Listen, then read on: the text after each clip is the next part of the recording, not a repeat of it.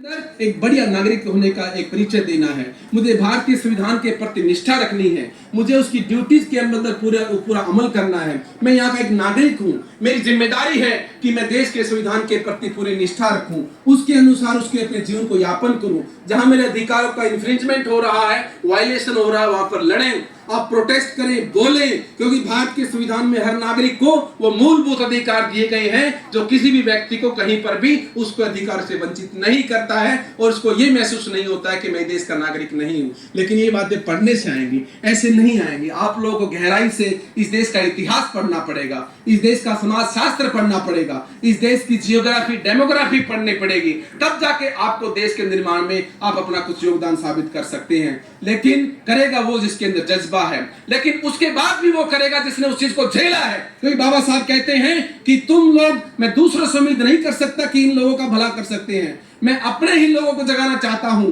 मैं इन्हीं लोगों के अंदर जान डालना चाहता हूं, क्योंकि ये लोग भुगत रहे हैं। इन लोगों को पता है कि कहां पर इनके सामने क्या प्रॉब्लम है, कैसी विषम परिस्थितियों में जीवन जी रहे हैं, कितनी चुनौतियों का सामना कर रहे हैं, कैसी हालात में इनका जीवन यापन हो रहा है। अरे जानवर से बदतर जिंदगी लोगों की है, तो ये जानते हैं कि इससे कैसे मुक्त होना है। कोई व्यक्ति दूसरे को सिर्फ सलाह दे सकता है, लेकिन अगर आपको एक प्रोफेसर बनना है, वाइस चांसलर बनना है, कहीं का बड़ा कोई प्रोफेसर या एचओडी बनना है, तो उसके लिए आप लोग को तैयार होना पड़ेगा, आपको ही मेहनत करनी पड़ेगी। आपको कोई समझाने से बुझाने से आपके मन में नहीं आएगी। आपके अंदर वो जज्बा पैदा होना चाहिए, आपको उस चीज का एहसास होना चाहिए कि मुझे भी एक दिन एक बहुत बड़ा पद हासिल करना है। तो मैं ये कहना चाह रहा हूं, जिस व्यक्ति ने जो चीज झेली हो, उसका उसके ऊपर शोषण या उसका कहीं पर उसने जीवन में उसको कहीं पर भी किसी तरीके से भी उसका सामना हुआ हो, उसका उसके ऊपर अत्याचार या कहीं पर शोषण हुआ हो, तो वह व्यक्ति ज्यादा अच्छी तरह जानता है कि मुझे कहां, कैसे, किस तरीके से अपने आप को आजाद करना है।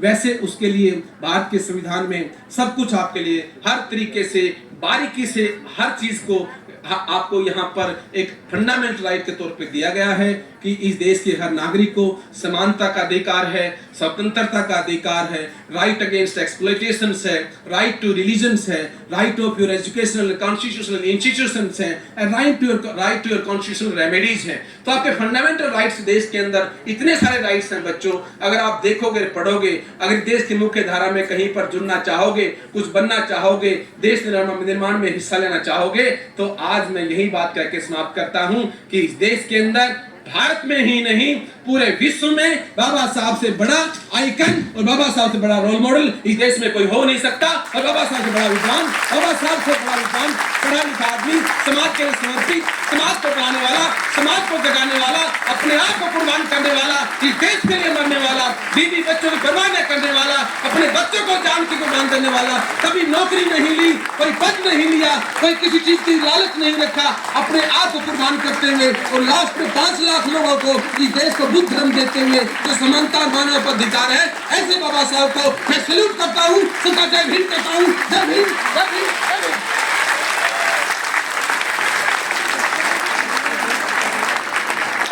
धन्यवाद डॉक्टर देशराज जी।